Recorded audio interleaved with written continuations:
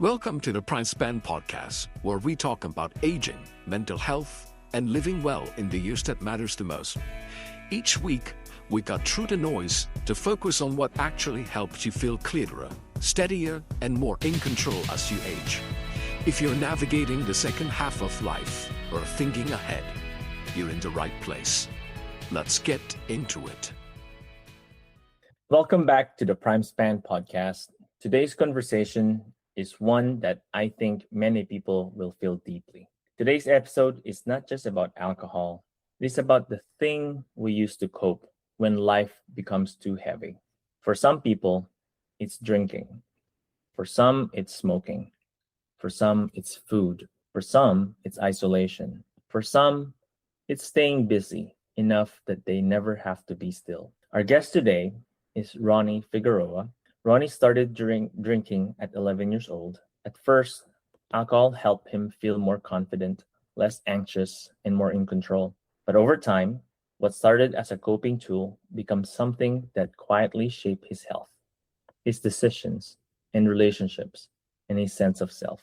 In his mid-50s, Ronnie experienced addiction, chronic health issues, heart condition, homelessness, and deep personal loss. But his story did not end there.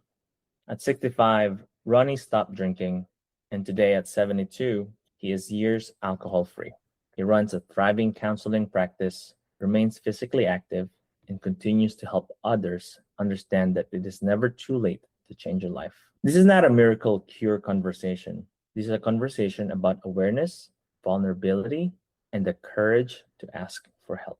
Ronnie, welcome to PrimeSpan Podcast. Thank you for being here. Adam, thank you. Thank you. It's a pleasure. I'm really honored. And that introduction, it almost brought tears to me. Thank you so much. Glad that you're here. And of course, we also have Ray on our podcast today. Ronnie, I want to start early in this story, in your story. You shared that you started drinking at 11 years old. Yes. That is such a young age. At that time, what was happening around you and what did alcohol seems to give you? That's a great question.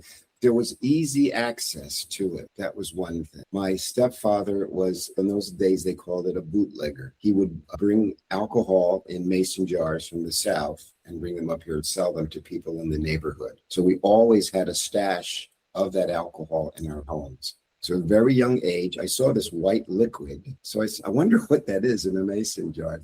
I drank it, a little sip, and of course, I go and coughing and everything like that. But then I just figured I was hearing from my stepfather how people loved it and whatever, so I would sip a little more. And after a while, it started to feel really good. I started to feel lighter. I started to feel that I could do things that I couldn't do without drinking the alcohol. So of course, I kept doing it and sipping on it over and over again for quite a while.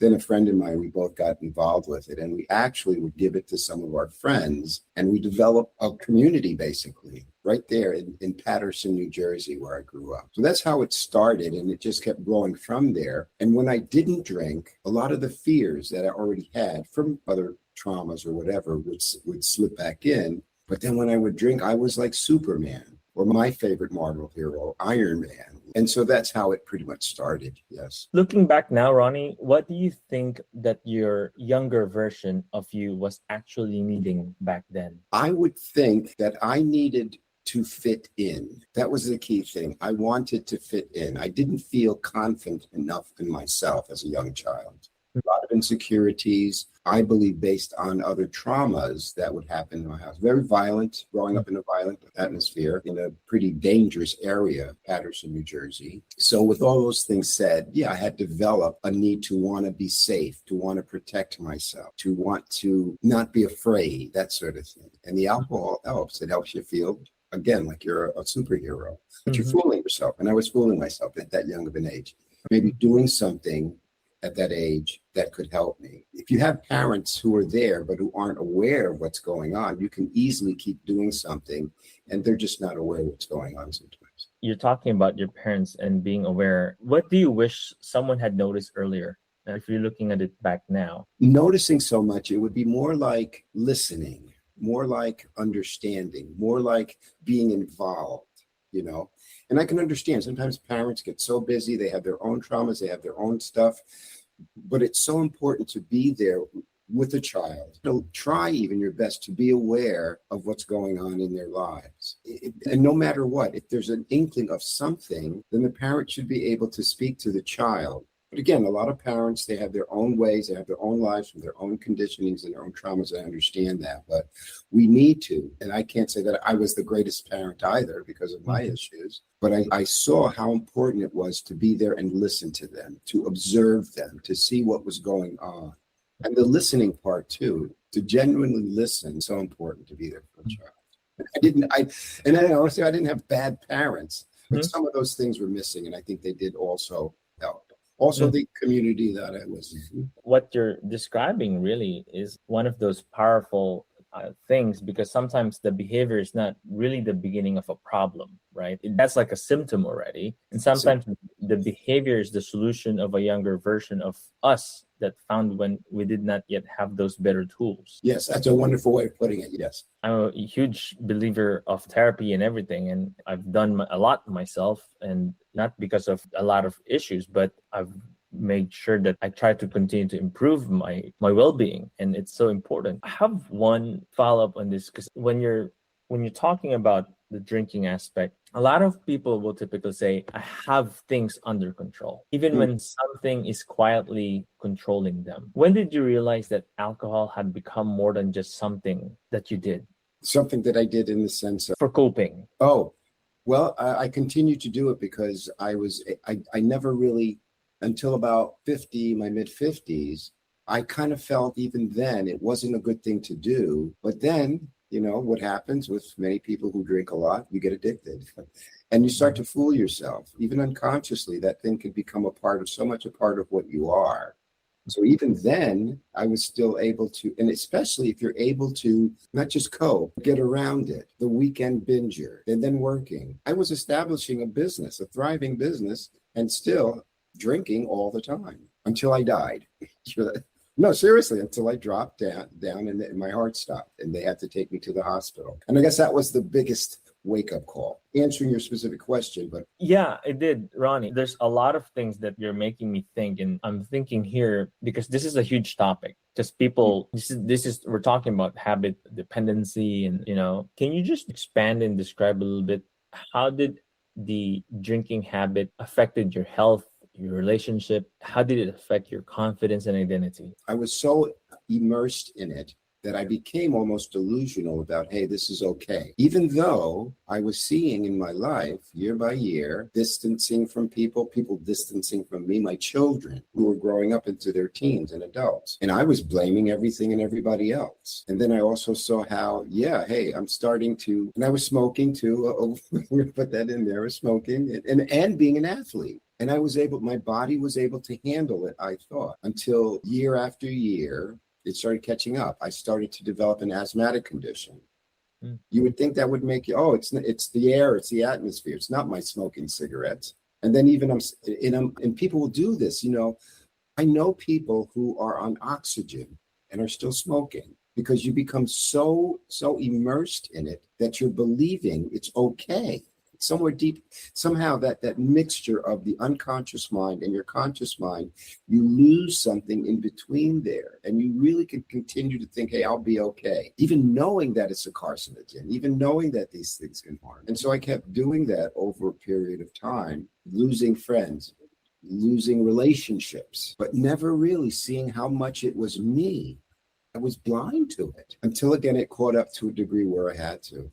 And the thing is, people need to be able to, you mentioned things like therapy, whatever. Parents need to get their children more involved in looking inside themselves and doing more social kinds of interactions, inner healing kinds of things that they can do at a young age. And our educational system just doesn't do that anymore. Yeah, Ray, you have a question for Ronnie. Yeah. Thank you for sharing such a powerful story. It's really moving to hear kind of your past and getting to know you a little better. Was there ever a time someone in your life intervened, prior to you having your heart stopping and everything, that tried to say, hey, this is not a good idea, your health is declining? Or... That's a wonderful question. Two parts to that. I hid it so well. People thought that it wasn't that big of a deal. Many of my friends were smokers or drinkers also. So we were just partying together. So that was one thing. And I think of some of my associates and friends probably knew it, but wouldn't tell me, because that happens sometimes too. It's like, let's just let him be himself. Let's not interject. And I think that's where we need to learn to more so to be in there, to have some kind of intervention when a person needs that. The other piece was, I guess I just felt everything was going to work itself out. More people were not there to really intervene. My exes were. And I'm saying my exes, because they tried. They were right there all the time. And that intimate partner is going to see through things other people aren't seeing. But did I listen? No.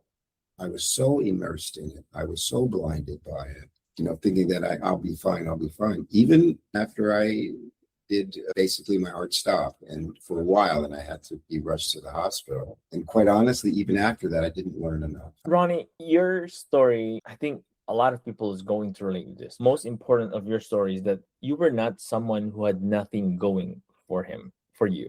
You had a degree, you had a career, you were a therapist, you built a successful business, and you were helping other people. But inside, you were struggling inside. This is not uncommon. I know some people I've seen this happen. And I think many people need to hear that, because success does not always mean someone is okay. And people think, people tend to compare themselves to someone successful, but they don't realize what's going on inside that person. I'm curious, I'd like you to expand on this, because I think you have the perfect way to describe this. But how can someone be successful on the other side and still deeply struggling in the inside?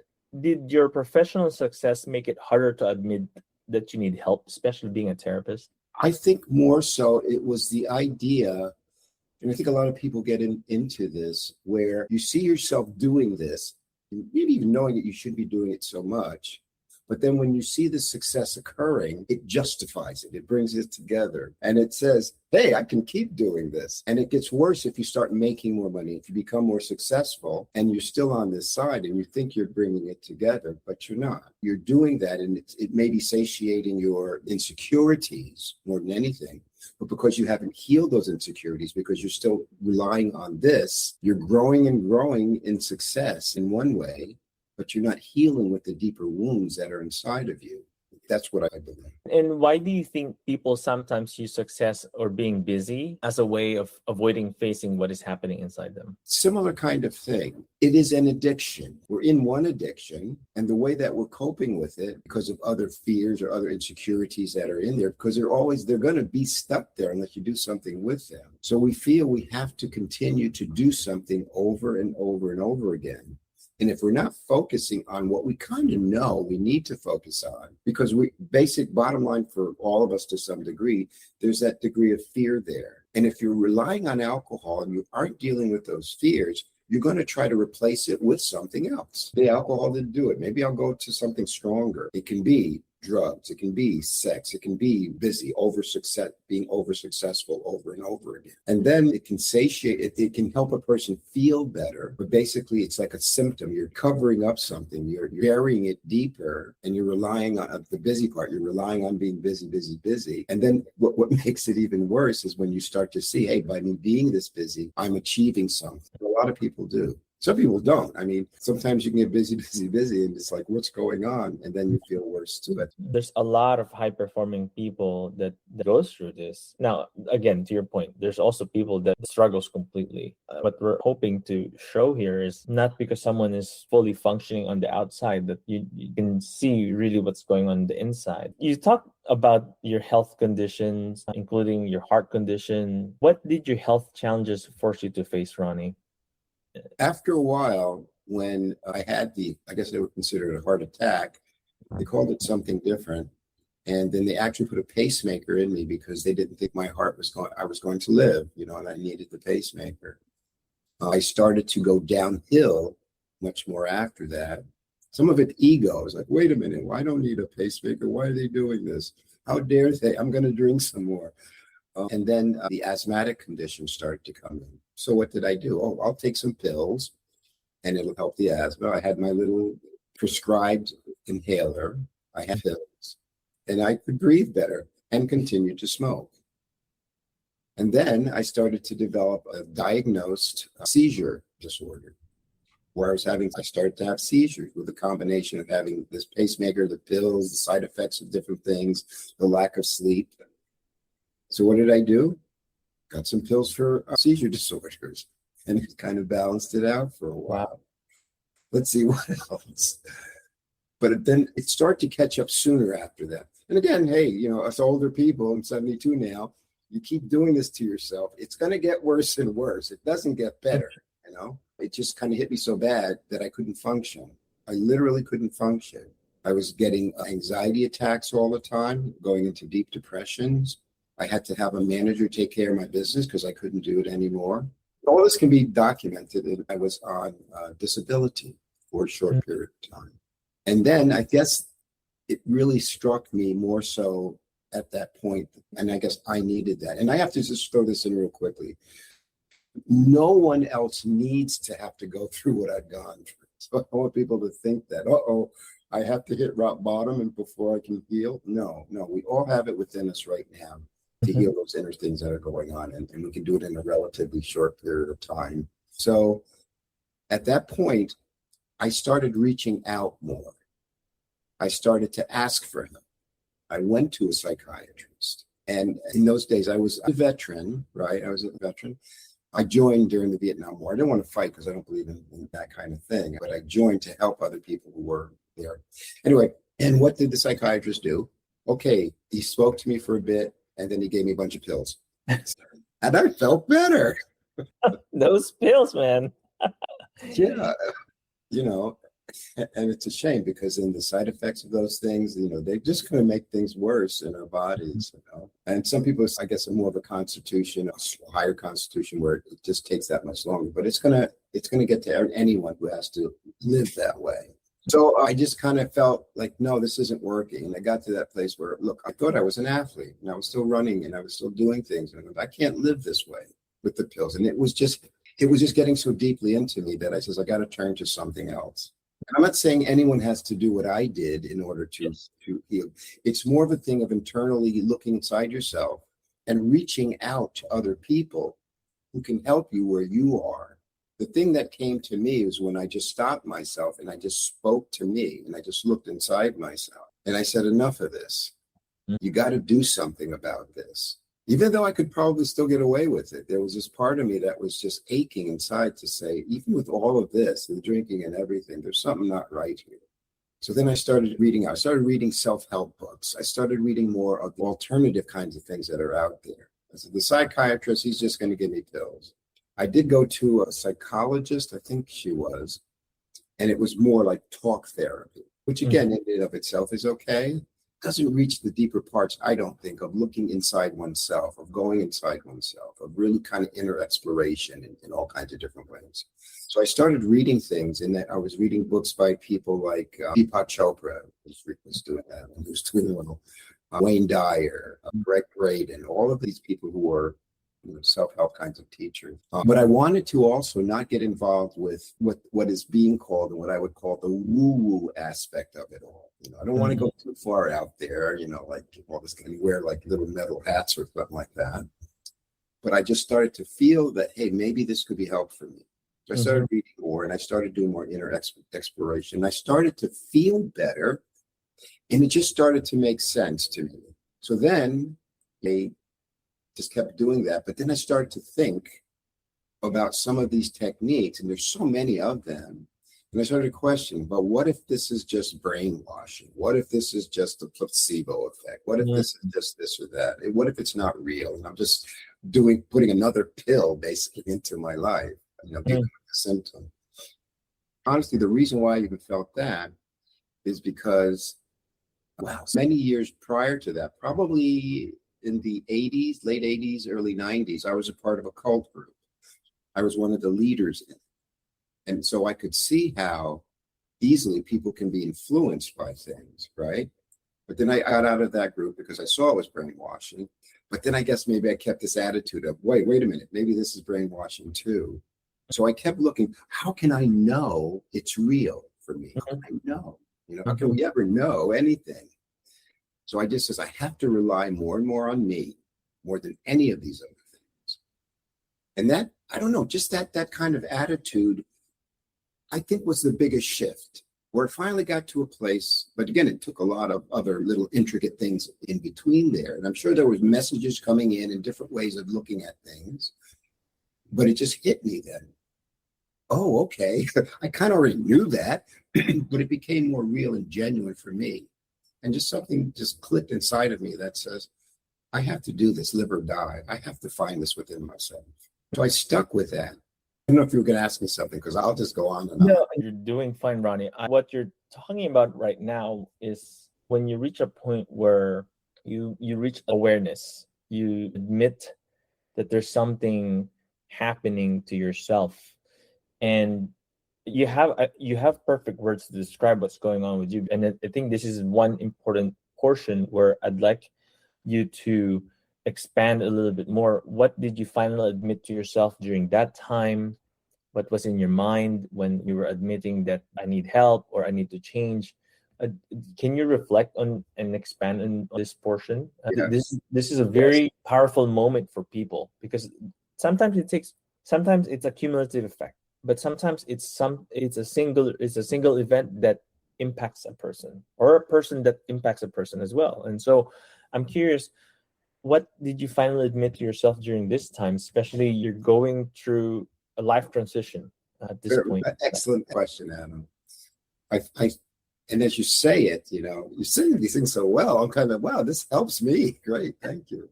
I got to a place where I said to myself, I'm going to allow myself to be afraid.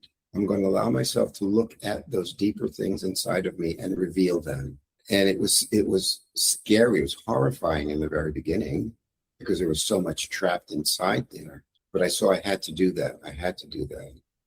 So I started doing it. And I wouldn't say to anybody, if you're getting any of this, to just kind of go in, I got to bring all of this, my traumas up from my past. No. There's some people who have so much PTSD or whatever, you can't do that. But incrementally getting help, But I think I was helping myself along the way. Don't get me wrong. It's not like I was doing everything wrong. I did have some good perspective. I was a decent human being, and I was trying to do the best I could and all that.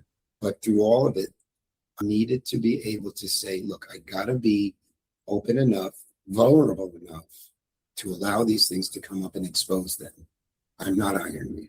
And the more I did that, the more I saw, hey, wow, I started to become freer and freer and freer. Did it take a while after that? Yes, it did. But with that practice, another thing that I believe will happen to some degree, in other words, whether it's coincidental or whether it's whatever, these acts of synchronicities that kind of showed what I was doing was working with interactions with people within the jobs. This is where I may get a little bit weird, because I do believe that these acts of synchronicities come from some kind of energetic level. I do believe that very strongly. People can call it any kind of thing you want, quantum level, spirituality, just standing in yourself, self-actualization, whatever you want. And I kept holding on to that. There was a lot of downs and a lot of ups, because the unconscious mind does not want it. That part of it does not want us to succeed. Hey, you can't go out of this box. You got to stay here. But I saw how this was something so real that I tapped into something finally. Again, it would go out and, oh my God, I got to get back there again and again. But I kept seeing how important it was, that it wasn't like me as so important. There was something else more important. It's hard to put words to, but the more I started healing myself this way, the more I started doing better things, the more I started helping other people. And it was more and more genuine. And it became easier and easier in a shorter period of time during that to give up the alcohol, to give up the smoking. Again, I did cheat every once in a while, but in that short period of time with this deep, deep addiction from that, and other addictions too. I was the busy person. I saw, no, you've got to trust something. That was another thing that I saw. I got to trust something inside of me in the midst of showing the fears and the insecurities. I got to trust something at the same time. And so developing these kind of processes and techniques over the shorter period of time, in my 60s up until now, or late 50s into my 60s, I guess it helped me that much, where I don't smoke anymore, where I don't drink anymore, for many years, where I don't have an asthmatic condition that I need anything anymore. That I don't have, I don't have epilepsy, I guess. I don't have the seizure disorders, Don't get me wrong. I have had 1, 2, 3 within a year or two like that. But I was having them like every week, at least once a week. And I'm talking tonic-clonic seizures. And then I got back into athletics. I competed in this event called the Deca Strong competition, where I placed 3rd in the world in my age group. And all of these things were accomplishments, and they're really nice. But I look at me now and I go, I'm not saying this because, wow, I did so much and I'm so wonderful. I'm saying it because anybody, not just can. And it's so real to me to say it that way. I'm not just saying, hey, anybody can. I really, really mean it, no matter where you are. But you need to be a part of something. And this is the part too that became more and more important. To find a genuine community of like-minded people that you can be with, that can help you. If you can't find that, then find a therapist or find a counselor or find a life coach if you need help. And I did. I said, I need help. And those kind of things. I have these fears. I'm going to reveal them. I'm going to be more and more honest. I'm going to allow myself to be that vulnerable and to take the risk doing it. And so hopefully this can help people. Ronnie, your story is very powerful, and this is why, as you're talking about things, I can't help to just listen, because your message is important. We view it as very important that a lot of people can hear this. You've mentioned that you don't have to go through what you've experienced, and that's really part of our goal when we're doing our episodes, that people can learn and they don't have to hit rock bottom. They don't have to go through all the struggles, and learn from things that we're providing, like you are providing. And I'm curious, because what you're sharing right now is one of the most powerful part of your story, because so many people in their 50s and their 60s and sometimes 70s believes that I'm too old to change now. That's like, there's a lot of people who gets stuck with that. I'm too old to change now. And you, at around 65, stopped drinking, and you made a huge commitment. I'm curious, what helped you stay alcohol free? Because that's, and likely what helped you stay out of those bad habits you formed before. What was the hardest emotional part of stopping? Because that's something that a lot of people struggle with. The hardest part was what I call the selfish part of my ego that wanted it right away.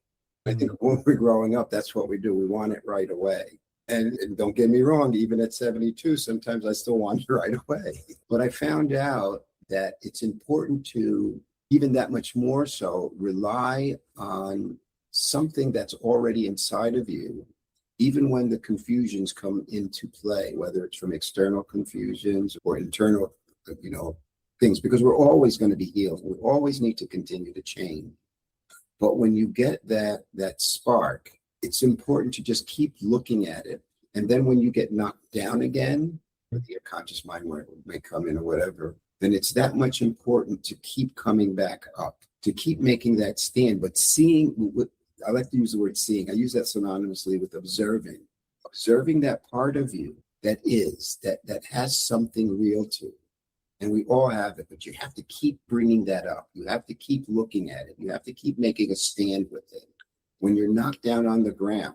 And if you do some of these other practices like I'm talking about, even when you're knocked to your knees, you become so much stronger, that you're not flat on your back as much. You just knock to your knees, and then you get up again, and you see you can't, and you did do it. Wow, that's an achievement. Then you see other achievements. And maybe the way I'm describing it, I hope people don't realize, hey, I got to get knocked down my knees if I'm 60 or 70. No, there's ways to be able to see these things much quicker than I have or other people have. And that was the thing that I saw. And what kept me going even more so was in that making a stand. Because there's two things that I'm seeing more and more in my life. There's the idea of being genuine, and then there's the idea of being kind. And of course, that they go hand in hand, right? But some people get confused and saying, well, I got to be like really show that I'm genuine and I'm vulnerable and I'm just, going to do everything I have to do. And then there's those that are just saying, I'm just going to be kind. And I think there's a combination of when you start to live a better way, they come together where there's no conflict between. And then if you're not feeling well, or if you're tired, or if you're upset or whatever, you find yourself, again, vulnerably opening up, taking a risk, and just showing what you're really feeling. Not just blurbing out everything to everybody. Hey, I'm angry today. Hey, I hate you. I don't like this. What did you do that for?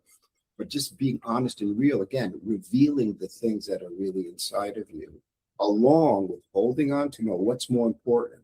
Everybody, the most important thing is this love, is this caring for yourself and other people, and yourself and other people. And the more sometimes it seems almost, and I don't believe in the concept of fake it to make it. I believe in experience what you're feeling, but lean toward that spark of life. Always lean toward it. Don't try to get rid of the negative feelings, but always see how important, even if it takes work, even if you seem you're struggling to do it, always lean back here as best you can. And then it becomes more and more organic, that no matter how difficult life is going for you, it's that much easier to come back here and to stay here more consistent. And I say that because even at 72, there's some things that are going on, and I'll just say some of it briefly. My mom with dementia is going on. My son with the COPD is happening. He's an adult, 40-some-year-old, and he can't work. A bunch of things that are going on at the same time. And don't get me wrong, it is rattling because there's so many things going on right now still. But even as I speak about them, and even as I'm speaking, I can see myself still being here. Do that. I'm not sure if it's answering your question, but please ask again in a different way. It is, Ronnie. It is. I have a follow-up here that I've spoke openly about on this observation, but also I think this is there's some fact into it. Ego vulnerability in asking for help is typically difficult for men. It's more difficult for men in many ways because typically men are raised to perform strength, not practice honesty. And I'd like you to expand, what do you think why is vulnerability so threatening for many men for the most part? And how do men often confuse this with strength? We're born that way. There's a genetic connection to it, I believe. There's a biological reality to it. Men are different we're from Mars, Adam. Sorry, but we're from Mars. Which we're colonizing soon, apparently. Yes. So we're born into it, and society doesn't let up on it. It's starting to more and more. There's different kind of groups that are seeing the importance of that kind of vulnerability for everybody. More and more men are beginning to accept it, but it's still very difficult. And we're still born into a patriarchal society, I believe, That's where we are. That's where we are with it. And again, because it's a similar process for everybody. It's learning to look inside yourself, to say, yeah, I have this. I know I do. And there are different feelings that can come along with that. There can be guilt. There can be like, well, wait a minute. There can be anger. There can be confusion. There can be fear. Fear is the biggest one. And a lot of us guys, especially the more macho ones, and I was like this. No, I'm not afraid. And yeah, if I am afraid, you get to the point, okay, I'm afraid, but I'm going to fight anyway. And no, when you start to do these processes, men, women, transgendered, whatever you are, you kind of see and you learn as a process to be more vulnerable because you got to practice it. And it is a practice. And it's a practice over and over again. I'm going to show you what I can. I'd say to people, don't have to rush into something incrementally. Open up. Not to everybody, because somebody might say, hey, what's wrong with you, buddy? But to people that you feel you can trust, and then gradually more and more to everybody eventually. And we can do this in a short period of time. I've seen people who, had a difficult time in showing that vulnerability. And when we spoke about, because I'm not ever telling somebody, hey, you've got to be vulnerable. Come on, show your feminine side. What's wrong with you? But I say, whatever you are, you have to be okay with wherever you are. You can't feel guilty. You can't feel whatever. You just need to expose it to this place of your recognition and your awareness. And the more people do that with other practices that we might do along the way that any individual might need or groups might need, I'm seeing people transform their lives. Men who were emotionally, some a little bit physically abusive, transform to where their spouses are saying, wow, yes, it's like night and day. Their children are seeing it. It's like night and day. Some of them, believe it or not, are actually crying. Mm-hmm. We don't do that. So it's possible. Yeah. Mm-hmm. I have a follow-up, Ronnie, and then I want to make sure Ray gets to ask more of some of her question here. But during the time that, can you explain and expand a little bit more? What does real strength look like during the time of your recovery? Because there's probably a shift there. How does that look like? And what did asking for help unlock? It brought me to a place where I could trust more. I saw myself trusting me in doing it. And I actually saw there are people you can actually trust to help you. And the more I saw that, it was that much easier to bring more up and to be more vulnerable that way. So that's where the community comes in again. We have to have a community of some sort. I hope that answers up to some degree. Yeah. That's building a community is one thing that we're promoting at PrimeSpan, and this is why one of our bases, why one of the biggest factor why we built PrimeSpan is because we know at a certain age, especially the older adult population, they become more isolated, and our goal is to really try to build that community. Of course, we're limited when it comes to our non-physical locations, but what we're trying to accomplish is provide a safe environment where people can still meet and thrive and meet people like-minded. But that community is so powerful because a lot of the time people feel alone, but it's more of the feeling alone, even if they're not alone. But all it takes, to your point, a community that accepts them, a community that remembers them, a community that checks in them. And that's what we're trying to provide the older adult population. And this is one of our mission. So one of the things I just want to throw out, the way you're speaking and the way I perceive your energy and everything that you're doing, you're in such a wonderful lives to help people the way that I hear you doing this. And I think that's remarkable. Well, and one of the things that I see that we all need within our groups that would come together, it is, of course, to begin to, what do I say? No, nobody's going to speak the same language or have the same kind of group. There's all kinds of groups all over the world. There's churches, there's synagogues, there's mosques, there's small groups. There's a lot of these self-help gurus that are out there and all that. And all that's good. But when you start to isolate, one group is better than the other group and the other group, that just keeps us apart. But the way that I hear you, and hopefully you hear me also, this is almost like a collective reality, I think, And I think the thing is that there's going to always be opposition, until it transforms or we evolve or whatever. There's going to be opposition. And one of the things that I'm finding more and more with the opposition, people like yourself and me and whoever is doing this need to continue to trust, no matter what's going on, that, we're going to make a stand and make this happen. Even when we are knocked down, we're going to be that, because I don't want to say to people, you have to get all morbid or anything, because we have to have fun on this planet while we're here. Right. But the responsibility that we have and the energy that we have is one of the key things that are going to help other people. It's so true. And it's an important, I love your message and what you're sharing, because we also believe that, sometimes what's causing us a divide is trying to say who's right or who's correct, while you could have two correct things happening at the same time and true belief happening at the same time, and there's nothing wrong with that. Or two incorrect. Correct, or two incorrect, and there's nothing wrong with that. It's really that acceptance. And so that's one of our what we're trying to practice, where it's judging any of these things. So Ray, I'm sure you're reflecting on a lot of things that Ronnie's sharing. Yeah, Ronnie, this is the second chance that I've gotten to chat with you, and it's such a pleasure to listen to your story. There's so many nuggets of information. I'm kind of writing down things as you're speaking, because our missions align with helping people, as you've said. And I'm curious about what do you kind of shedded some light on this already, but what do you recommend for people who feel like they're failing? What are some small things you think people can do when they're trying to stay on track, but then they get off, and then they're trying to get back on, and then they get off? What are some small things in your experience you feel like people can do to maintain this consistent habits?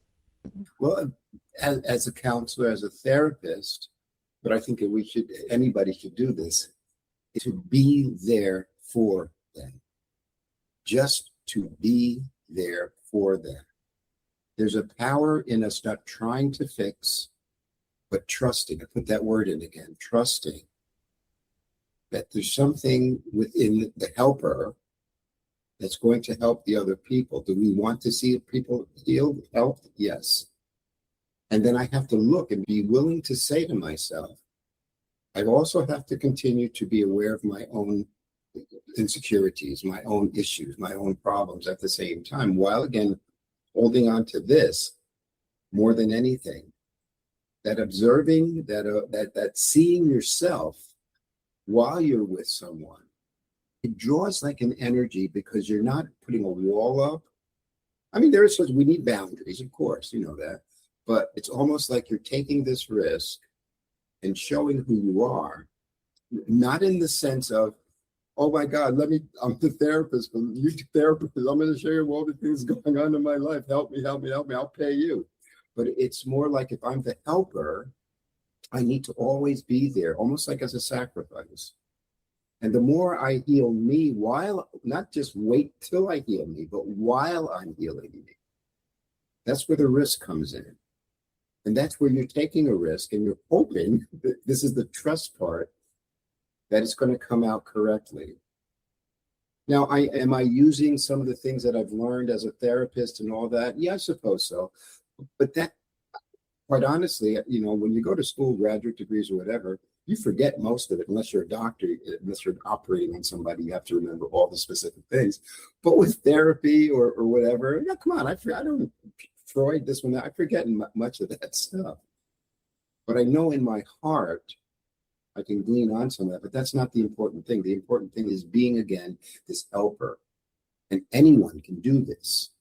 You see, anyone can do this. But you have to be able to go through that part of what I call my fourfold way of life, of being aware of who you are in your body and your own self, and being vulnerable enough. That's the second part, to take the risk. That's the third part in all of this thing. And then trusting, that's the fourth part of it. So I try to live that. And I can say it in words, but that's just words. It's the experiential nature of being here. And that's what I've seen has helped more people than anything else. Will I give my little listening and all these kind of things and throw in some of the therapeutic techniques and whatever? Sure, I do that. But that's secondary to me, just being here for them. Does that kind of answer the question? Or? Yeah, thank you. I think it's so important I agree, just to be there for people, not to just be the listener, but consistently be there for someone and supporting them. And yeah, I don't have any words. I'm really speechless with just listening to your life experience. And I think our listeners will relate to you. Maybe you've gone through a lot of things, but I think that many people will relate to your experiences and can hopefully open up and use this as a guide to say, okay, I can be vulnerable. I can ask for help, or maybe I need to lean on that person that can support me. Yes. And just to throw this side in too, as I say, I'm leaning on someone and I'm expecting them to support me and they don't. That can be devastating in a way, especially to those you're closest to, but that happens quite often with people. Some at a younger age, and that turns them off from ever doing it again. But that's when, if I'm not getting it, I have to look at what affected me. It made me angry, or it made me hurt, or it made me whatever. And then I have to go back and heal that more so than what the other person didn't do or did do. I hope that makes sense. Ronnie, your story is so rich that when I'm looking at it, it's like someone who's changed the pattern of aging by changing the pattern of living, especially at 72, what would you say to the 60-year-old who's listening out there who feels like they have wasted so much time in life? I would just basically say that's not true. I don't want to argue with you at your 60-year-old person. I'm just saying I don't believe it's true. As one example, I'm no better than you. I've done nothing different than you. I've done some really bad things, I think. But even at 72, the key part is, of course, I ain't going to live to be 172. I know that. But the more important part is, again, to learn to see yourself, to see what you truly are. And anybody can do that in a relatively short period of time.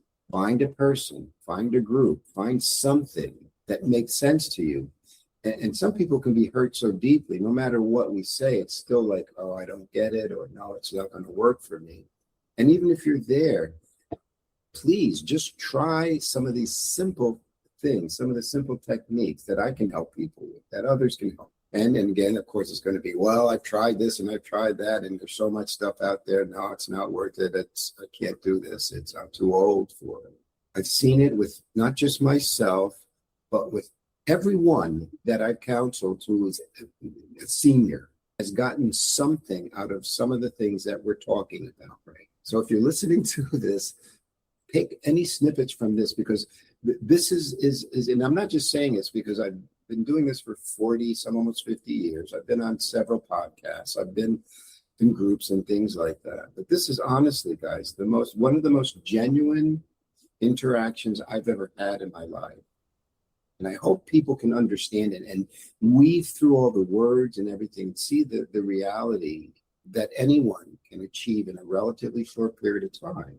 I don't know if that's kind of what our time is going by so fast. When you look at it, I can look at our episode and I hope we can have you again in a different conversation, because there's so many things that's left to unpack, uncover, and mutually, you're one of the most vulnerable and real person that we've talked to, and you're so generous about what you're sharing and your life story, Ronnie. I think there's a lot more that we could explore in different areas. I think a lot more people will benefit from when they hear it. And as your message earlier, you don't have to go through everything that you've been through, but a source of inspiration and a source of a guide is what you're providing a lot of people. But if you look at your life story, and it's not done yet, 172, you have 100 years to go, as you mentioned earlier. What do you want people to remember from your story? Wow, what a question. That we are all, and maybe this sounds a little too corny, I don't know, but I believe it so strongly. We are all one. We are a family on this planet. And I hope that people can see that I've made an effort to help us. It's a beautiful statement. It's a beautiful mission. Ray, I want to know if you have more questions for Ronnie, or also ask him anything that you want. And then perhaps after that, you can share for our listeners, because there's a lot to unpack, and what are the things that they can do to find Ronnie, and also what we're doing at PrimeSpan. Wow, I think what Ronnie just shared is a really nice way to close the episode, and I agree. I think we need to have him back again as a future guest, because I think we just kind of scratched the surface of who Ronnie is and how we can all help more people. Your statement of we're all one big family here, I think that's how we would all be a more peaceful, better world, a better place to live if everyone saw things like that. So thank you for sharing and being our guest today. What an honor. It's such an honor. Thank you so much. I'll share a little bit about how people can find us on PrimeSpan, and Ronnie, maybe if there's a way how people can find you as well. So for our listeners at PrimeSpan, you're probably listening to this on one of the streaming platforms, whether it's Apple, Spotify, YouTube, or Substack. But feel free to stay connected with us on social media at primespan.life, Instagram, Facebook, TikTok, and also on YouTube. But feel free to look more into our services at primespan.life on our website. We have several options for staying connected with us and looking into our one-on-one coaching services, our community platform, and looking into how we can help you enhance your small daily lifestyle habits to live better and longer. So, Ronnie, maybe you can share with the listeners where they could find you or follow along with you. Sure. Website, my name, Ronnie Figueroa, www.ronniefigueroa.com. And it's spelling RONNIEFIGUEROA.com. And I also have a Psychology Today site that people can go on. And I also have a YouTube channel. And if anybody wants to contact me directly, you can go to my email address, which is THEHI3. And just, I don't want to be too long-winded on this, but that name, it's the THEHI, the high, basically. And I had a group because I had a thing called the Holistic Energy Healing Institute, which spells out THEHI. And the 3, that's to me is a magic number. I just love that number. And I have 4 children, so that's where the 4 ones comes from at gmail.com. And Ronnie will make sure that every information you have will be on the podcast link and show notes episodes. And then when people listens to this, they'll be able to reach out to you directly, because that's the other thing that we love doing is directing people to the right people and the people that we talk to. And you've been so generous and just genuine about everything that we're talking about here. Okay. You know, we really thank you for your honesty and for reminding us that story is not over just because someone has struggled for a long time. It's a beautiful story. Yes. And you know what I'm taking from this conversation is that change does not always begin with a perfect plan. Absolutely. And we should never expect it. You're absolutely right. No matter how old you are. Yeah. But it's so wonderful when you can get this thing that's inside of you. So I agree with Ray. I'm hoping that we can have you again on a different episode. This is just scratching the surface, and there's a lot more that we would love to have you back, Ron. I'd absolutely love to interact with you in various kinds of ways if possible. We're very grateful. To our listeners, thank you for joining us on today's episode. And again, I hope that you reach out to Ronnie. If you're listening to this podcast, we'll put every information in our podcast notes. Until next time, thank you for joining the PrimeSpan Podcast. Thank you for spending time with us. If today's conversation gave you clarity or steadiness, take that with you. We release new episodes weekly. Follow the PrimeSpan Podcast on Apple Podcasts so you don't miss what's next. Until next time, take care of yourself and keep living well.